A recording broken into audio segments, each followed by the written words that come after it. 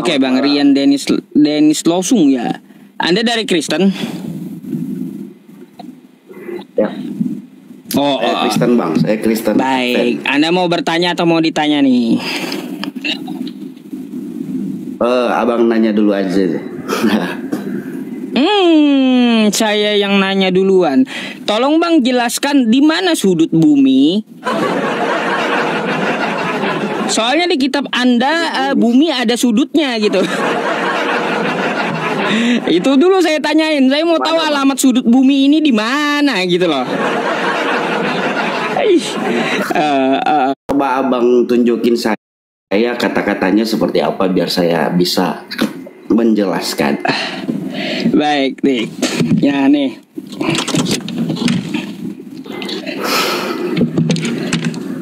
Nih ya.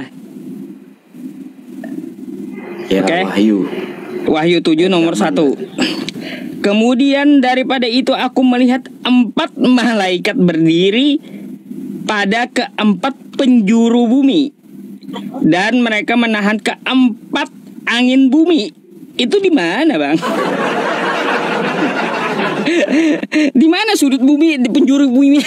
Penjuru bumi itu di mana sudutnya, di mana? Titik akhirnya itu di mana loh gitu. Ya. Saya jelasin ya Bang.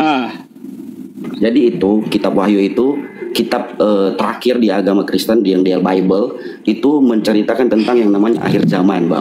Jadi untuk bahasa kata-kata itu nubuatan. Jadi kita mengartikan bukan hanya karena tulisannya seperti itu, tapi ada artian-artiannya gitu, Bang.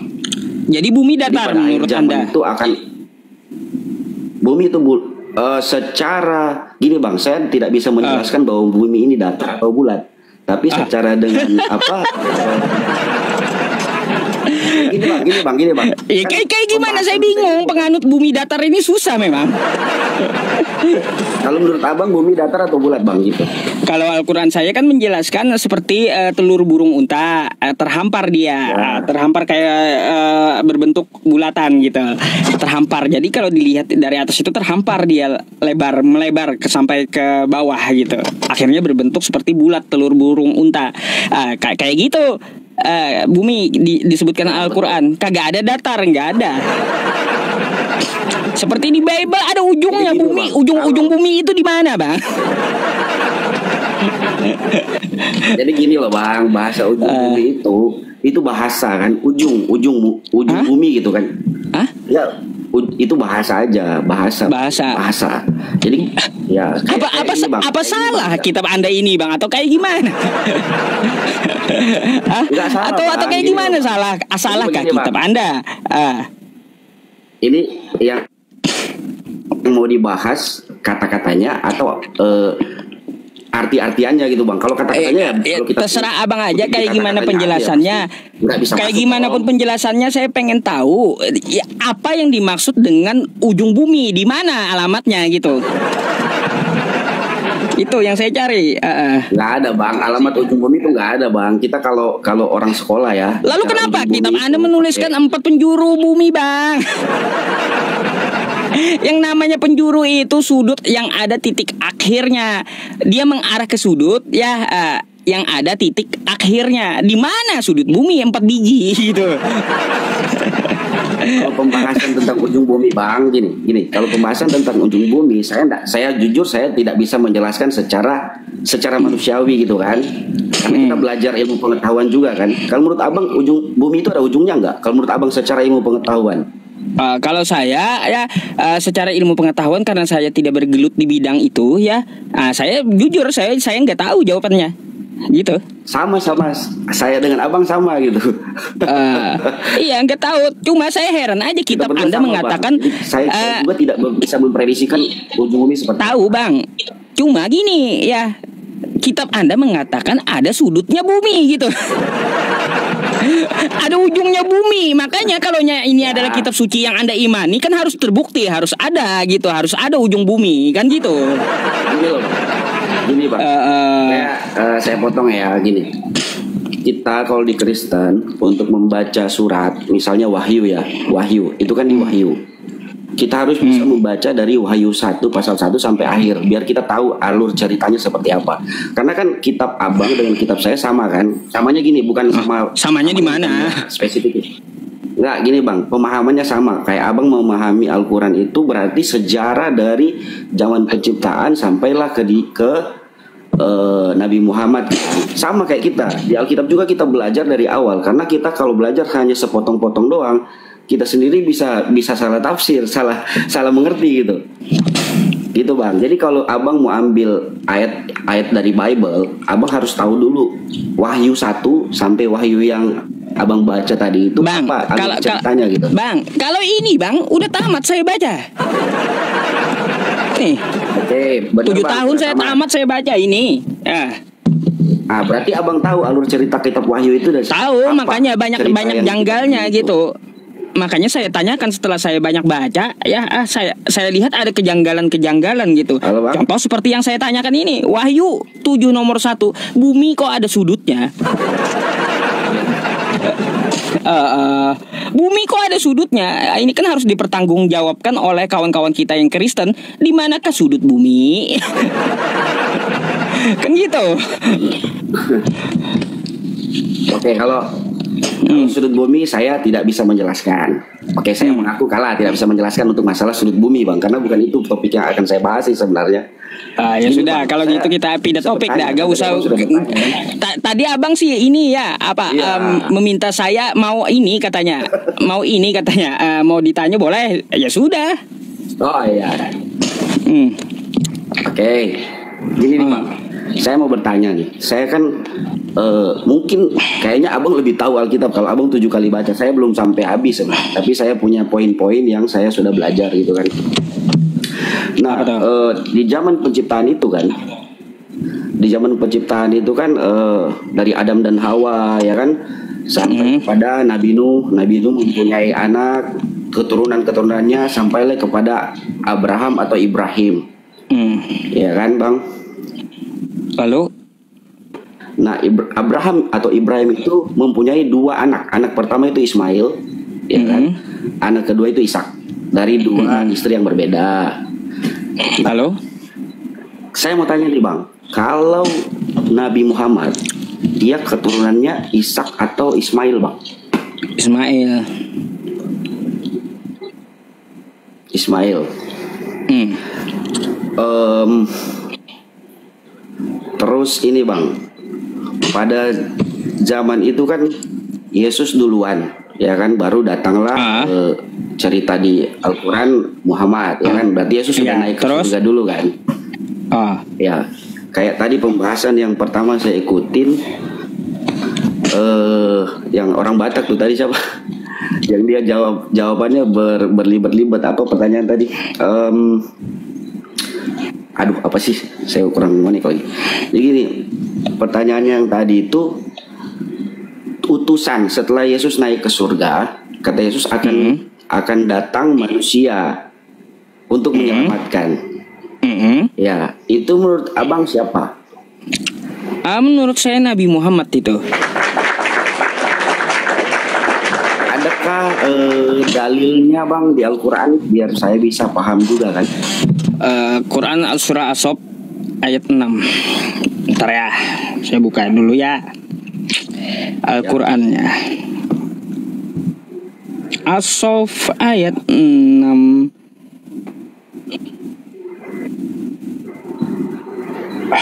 Sabar As-Saff. Nih Bang, dalilnya ya. Ya siap. Nih, wa idh qala Isa bin Maryam ya bani Israil inni rasulullahi ilaikum musaddiqan lima baina yadayya minat Taurah wa mubasysyiran bi rasuli ya'ti min ba'di ismuhu Ahmad falamma ja'ahum bil bayyinat qalu hadza. Di Alkitab gini Bang, di Alkitab itu Yesus berkata bahwa barang siapa mau menemui Bapakku yang di surga harus melalui aku, karena akulah jalan kebenaran dan hidup gitu. Jadi melalui Yesus kita bisa menjadi perantara untuk Allah lah. Kalau di Kristen Allah. Pakai bahasa Indonesia ya Bang ya. Kalau saya tanggapi Bang. Jadi saya tuh gini Bang. Ya tunggu Bang. Jadi saya begini Bang. Saya dari kecil doktrinnya itu adalah mungkin berbeda dengan Kristen yang lain ya. Tapi saya percaya Yesus dan saya percaya bahwa dia anak Allah. Yesus anak Allah. Karena saya Kristen di Kristen Advent Bang. Kristen Advent bahkan lebih fanatik dari Muslim sebenarnya kalau abang tahu. Kalau Kristen Advent itu kita tidak memakan babi karena ada tulisannya, ada. Ya masih ngikutin Taurat, saya tahu Advent. Anjing, tikus dan binatang jijik lainnya itu tidak bisa. Dan kami masih mengimani itu Bang. Betul. Bahkan minuman berwarna pun kita tidak bisa Bang. Gitu. Tahu saya kalau air putih aja. Ya. Jadi gini Bang, saya sangat percaya yang namanya Yesus Kristus anak Allah. Jadi sampai sekarang saya berdoa tetap saya pakai yang namanya Tuhan Yesus sebagai perantara Allah ke Allah gitu Pak. Ya kan. Jadi menurut saya kalau abang tanya Yesus atau Allah, dua-duanya. Tapi saya harus melalui Yesus dulu baru bisa diteruskan kepada Allah. Gitu. Baik Bang, saya berikan tanggapannya.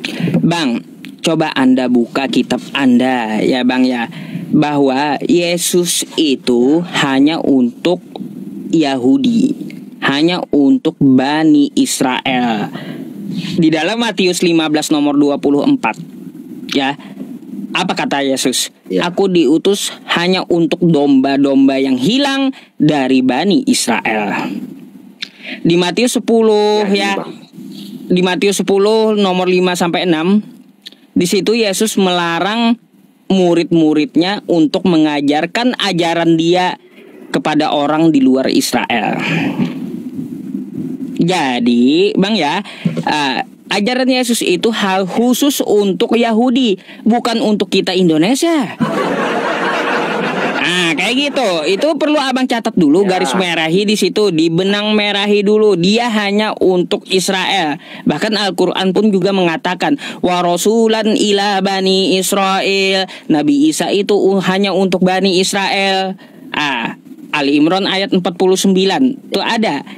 Jadi Bang kayak gini Bang, kalau ajarannya lokal hanya untuk satu suku saja, nggak bisa kita ikuti karena kita bukan suku Israel. Makanya Allah menurunkan agama yang global, bisa dianut seluruh manusia gitu.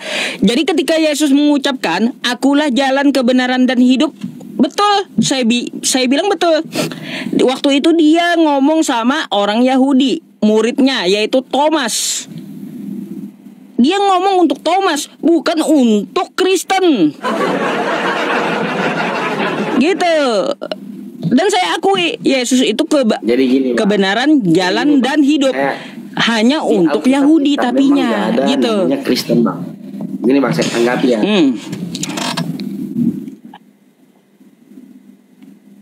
Ya, ini saya tanggapi ya Bang ya. Maaf ya, saya tanggapi nih. Saya sudah bilang dari awal, dari tadi nih. Di Alkitab pun tidak ada bahasa atau kata-kata bilang itu Kristen. Karena Kristen itu bikinan manusia. Bahasa Kristen itu bikinan manusia. Bikinan manusia, baik. Terus kita kan ya, karena yang seharusnya kan Kristus. Kita harus percaya Kristus lah, Kristus. Nah, sekarang saya tanya Bang, untuk agama Islam sendiri kan itu di Arab Bang. Baik. Iya kan. Jadi ini persamaan aja Bang. Jadi gini, Yesus datang ke dunia, ya kan, bukan untuk orang Yahudi saja, bukan untuk agama Yahudi atau orang Yahudi, atau bukan cuma untuk orang Israel, bukan Bang.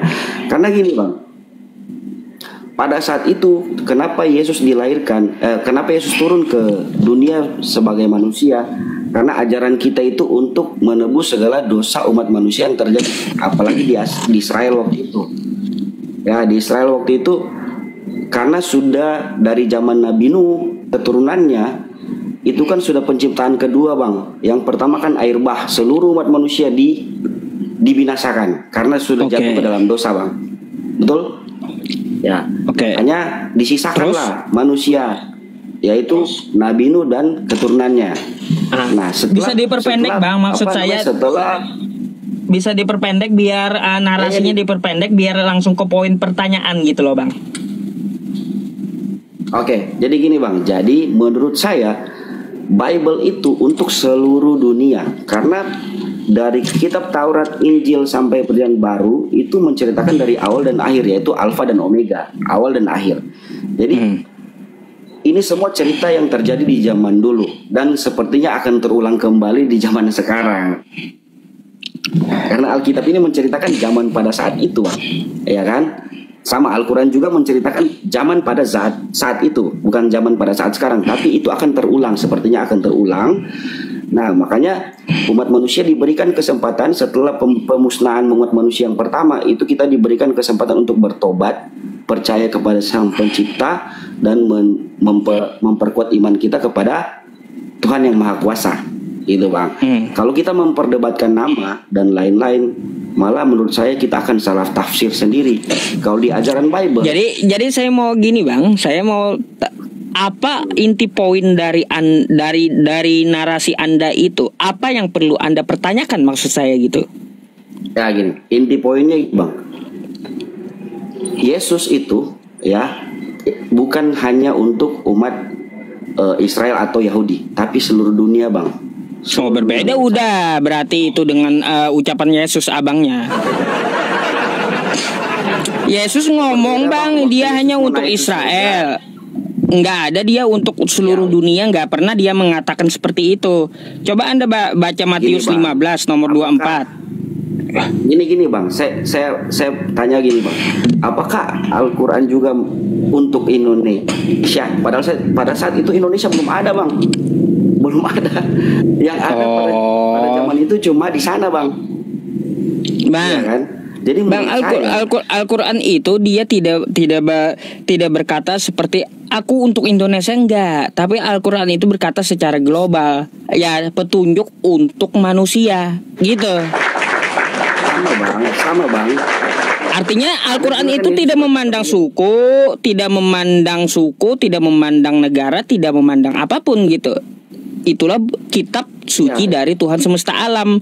Dia untuk manusia, bukan memandang sebuah suku dia. Nah, jadi seperti itu.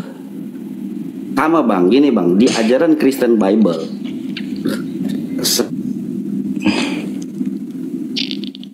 macet lagi ya Bang, angkat ke surga setelah penyalipan dan lain-lain, dia disiksa dan dia bangkit kembali. Ya, setelah dia kedengaran Bang? Nah, ya. Jadi setelah di ajaran Bible juga, setelah Yesus dibangkitkan, setelah dia disalibkan, sebelum dia naik ke surga dia bilang, jadikanlah semua murid-muridku, gitu. Jadi semua itu artinya semua, gitu Bang. Bahkan muslim Bang, pun percaya Yesus kan Bang. Nggak mungkin kalau saya tampilkan data kepada Abang ya. Iya. Nih Bang ya, Matius 15:24. Jawab Yesus, aku diutus hanya kepada domba-domba yang hilang dari umat Israel. Oke? Tunggu Bang, ini bukan suku yang lain. Itu nih, coba baca dari awal Bang. Jangan hanya potong-potong gitu. Perempuan Kanaan yang percaya. Iya, berarti ada seorang perempuan yang bicara dengan Yesus kan gitu. Nah, jadi Yesus menjawab dia hanya diutus untuk Israel, bukan untuk di luar Israel kan gitu ceritanya. Nah, makanya di dalam ini Bang, bukan di ini. Bentar, saya mau tunjukkan sama Abang ya.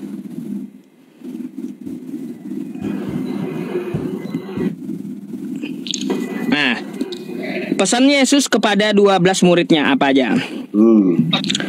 Ke-12 murid itu diutus oleh Yesus, dan ia berpesan kepada mereka, jangan kamu menyimpang ke bangsa lain.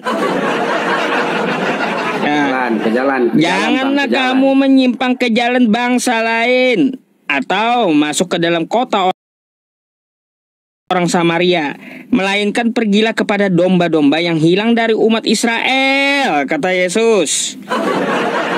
Terus Bang. Nah, iya.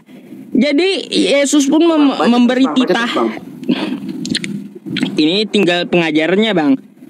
Tapi yang saya tekankan ini, Yang saya tekankan ini ya kepada Anda lagi, Bang. Sampai di Timur Tengah pun ada Israel, Bang. Jadi yang saya tekankan kepada Anda ya Bang ya, yang saya tekankan kepada Anda, Yesus itu hanya untuk Bani Israel, bukan Bani Indonesia gitu loh.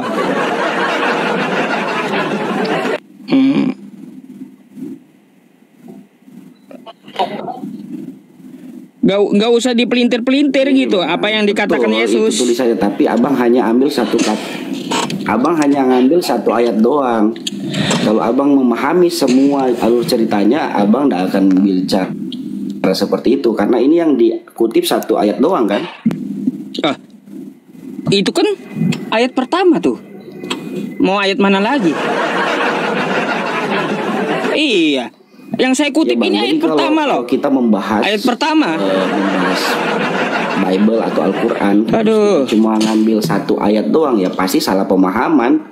Nggak bisa paham semua gitu, Bang. Ini namanya alur cerita. Alur cerita itu harus tahu dari awalnya sampai akhirnya. Ayat pertama loh, Bang. Ya, Yesus mengutus ke-12 murid pertama. Bisa-bisa tersesat, Bang. Syukron, Bang, ya. Berangkat misalnya dari Jakarta ke Bandung, tapi yang kita bahas cuma Cikarang, Bang. Kapan nyampenya? Ya ini. Gitu. Ini ayat pertama yang saya bahas, Bang. Perkataan Yesus itu mau kita apakan lagi gitu, diletakkan di pertama. Yesus mengatakan, aku diutus hanya untuk Israel. Dia menegur muridnya mengajarkan ajaran dia di luar Israel. Titik. Udah gitu titahnya. Gak bisa ajaran dia diikuti di luar oleh Israel, gak bisa. Makanya Tuhan semesta alam dan Yesus ya juga meminta tolong agar apa? Ajarannya dijadikan ajaran global. Makanya Yesus meminta penolong lain, yang mana ajaran ini akan menjadi ajaran global untuk seluruh manusia. Apa namanya? Yaitu Islam. Makanya Bang ya kagak pernah secara teologi ajaran Islam itu bertentangan dengan para nabi terdahulu, nggak pernah gitu, nggak pernah. Bahkan praktek cara menyembah Tuhan ya, cara menyembah Tuhan itu tidak bertentangan dengan ajaran para nabi terdahulu Islam itu. Nabi dulu ya, mereka menyembah dengan Tuhan semesta alam itu dengan cara jidatnya ke tanah, Bang. Abraham tuh ya, dia sujud menyembah. Kan kayak gitu. Di Kejadian 24 nomor 52, Abraham sujud menyembah, sujud. Nabi Musa di Keluaran 34 nomor 8, jidatnya ke tanah juga. Nah, sujud juga dia. Habis itu Ezra juga sujud, jidatnya ke tanah. Yesus pun di Taman Getsemani juga sujud ke tanah lalu berdoa. Makanya Islam juga sujud ke tanah gitu. Karena memang sujud itu ajaran para nabi. Islam itu bukan ajaran yang baru, tapi menyempurnakan syariat yang dibawa oleh para nabi terdahulu. Gitu, Bang.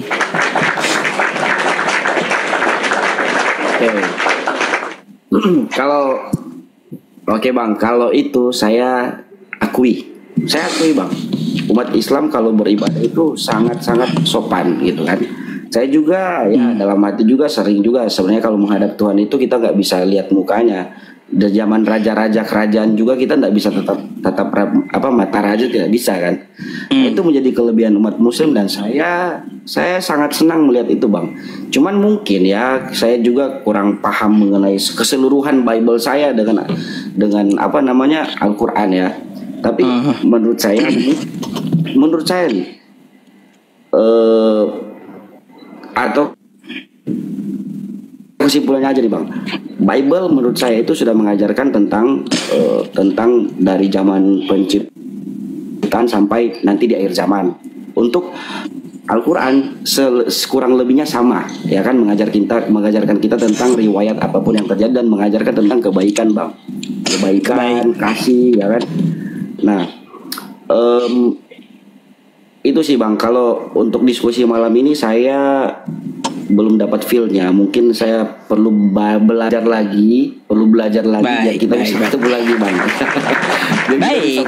Ya, tapi silakan Abang nanti kalau mau mempelajari, kalau Abang mau mempelajari silakan ambil videonya silakan Anda ambil gitu. Ada rekaman kita